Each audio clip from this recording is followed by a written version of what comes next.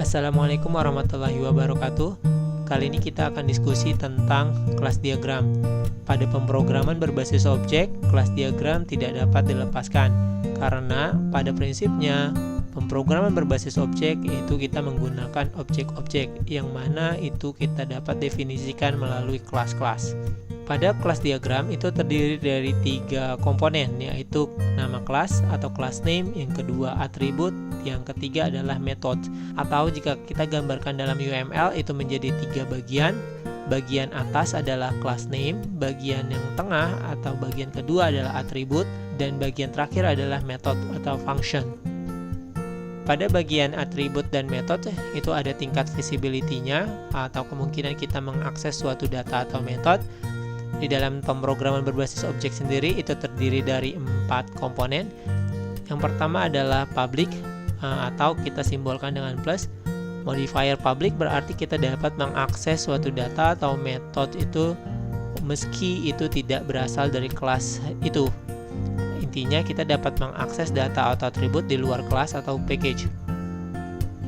Modifier yang kedua adalah protected.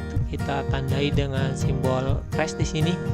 Protected berarti kita dapat mengakses data atau metode itu walaupun kita ada di subkelas, kita masih dapat mengakses data atau metode yang berasal dari superkelasnya. Modifier yang ketiga adalah default atau no modifier, kita simbolkan sebagai equal di sini. Pada modifier ini kita hanya dapat mengakses data atau metode yang berasal dari package yang sama dan kelas yang sama. Modifier yang terakhir adalah private, disimbolkan dengan tanda minus. Pada modifier ini kita hanya dapat mengakses atribut atau data dan metode yang berasal dari kelas yang sama saja, sehingga kita tidak dapat mengakses data atau metode yang berasal dari beda kelas. Penulisan kelas diagram memiliki beberapa aturan. Yang pertama, untuk class name itu dimulai dengan huruf besar.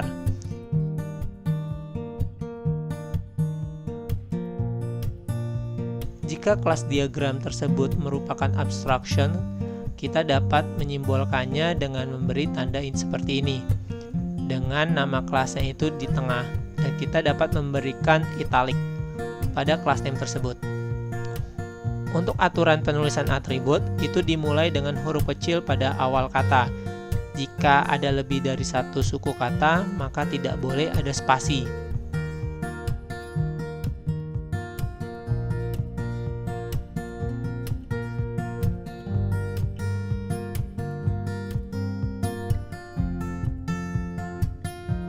Untuk penulisan atribut pada kelas diagram itu dimulai dengan modifier atau kita bisa pakai no modifier jika kita setnya sebagai default.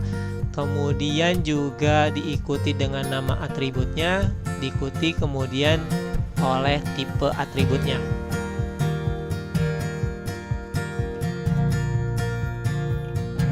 Contohnya di sini kita memiliki atribut nama dengan tipenya yaitu string, dengan modifiernya yaitu public. Untuk metode, aturan penulisannya adalah diawali dengan huruf kecil, kemudian tidak ada spasi jika nama metode itu lebih dari satu suku kata.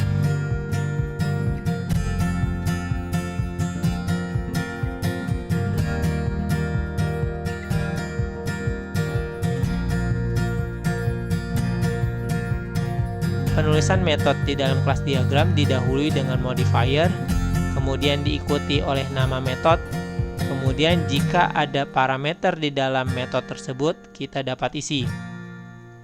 Penulisan parameter di dalam metode didahului dengan nama parameter, kemudian diakhiri dengan tipe parameternya.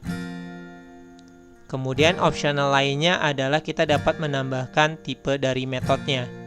Sebagai contoh di sini kita memiliki metode misalkan get nama.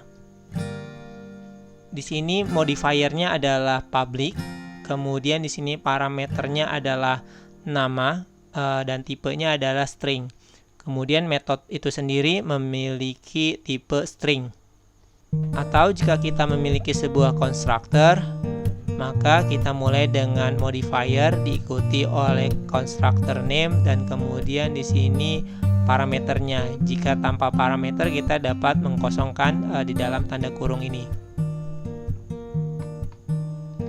Sebagai contoh, misalkan kita memiliki sebuah kelas diagram yang bernama, kelas name-nya bernama lingkaran, kemudian memiliki atribut atau data berupa radius, kemudian warna.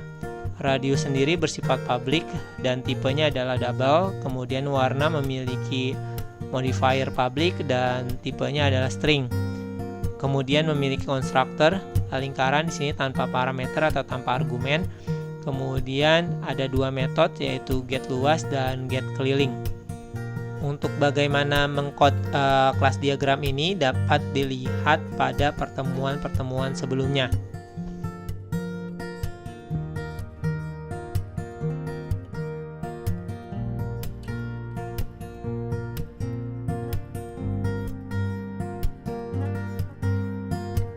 Kelas diagram juga dapat menggambarkan hubungan antara superkelas dan subkelas.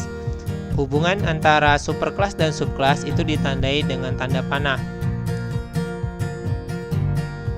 Mata panah itu mengarah kepada parent atau superkelas, sedangkan pangkal anak panah itu menandakan child atau subkelas.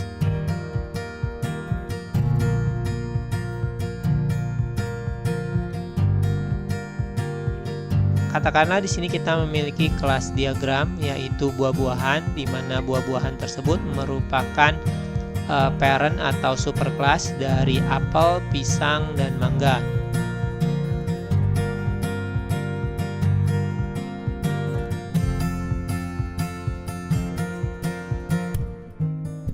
Pada buah-buahan sendiri itu memiliki atribut berupa nama. Atribut nama ini pada prinsipnya juga dimiliki oleh apel, pisang, dan mangga. Namun kita tidak perlu menulisnya lagi karena apa yang dimiliki oleh superkelas atau parent itu dimiliki oleh subkelas.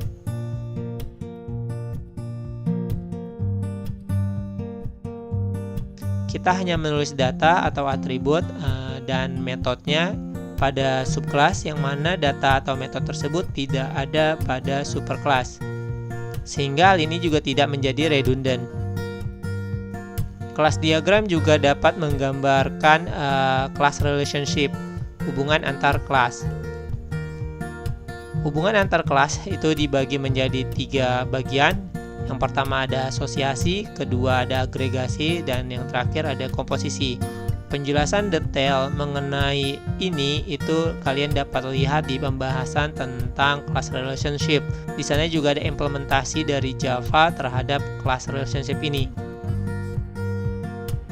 Asosiasi merupakan hubungan antar kelas. Di sini katakanlah kita memiliki kelas, yaitu siswa dan pelajaran, di mana hubungan antara siswa dan pelajaran adalah mengambil.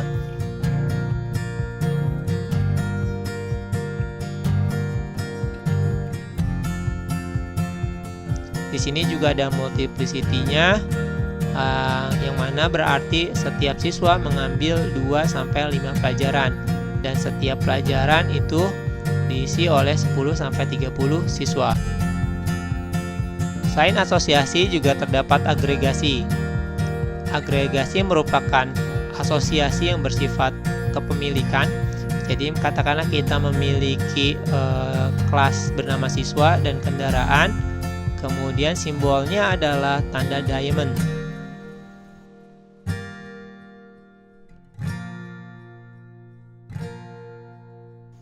Siswa sendiri itu merupakan aggregating object, sedangkan kendaraan itu merupakan aggregated object. Katakanlah ketika kelas siswa tidak ada, maka di sini kelas kendaraan itu masih dapat berdiri atau masih ada. Kemudian jika kita memiliki kelas lainnya yang bernama nilai, kemudian kelas nilai tersebut memiliki hubungan dengan siswa. Di sini katakanlah ketika siswa itu tidak ada, maka nilai pun tidak ada. Maka ini bersifat komposisi. Maka kita simbolkan sebagai tanda diamond namun ada isinya. Katakanlah kita memiliki sebuah sistem akademik sederhana yang mana memiliki 5 buah kelas. Yang pertama adalah user, kemudian kelas siswa dan dosen, kemudian kelas mata kuliah dan detail mata kuliah. Untuk kelas user sendiri, yaitu merupakan superkelas dari kelas siswa dan dosen, yang mana kita bisa artikan bahwa user itu memiliki dua kategori. Yang pertama adalah kategori siswa, yang kedua adalah dosen. Di sini siswa sendiri memiliki hubungan terhadap mata kuliah, yaitu mengambil. Setiap siswa itu mengambil 5-10 mata kuliah, dan setiap mata kuliah diambil oleh 10-30 siswa.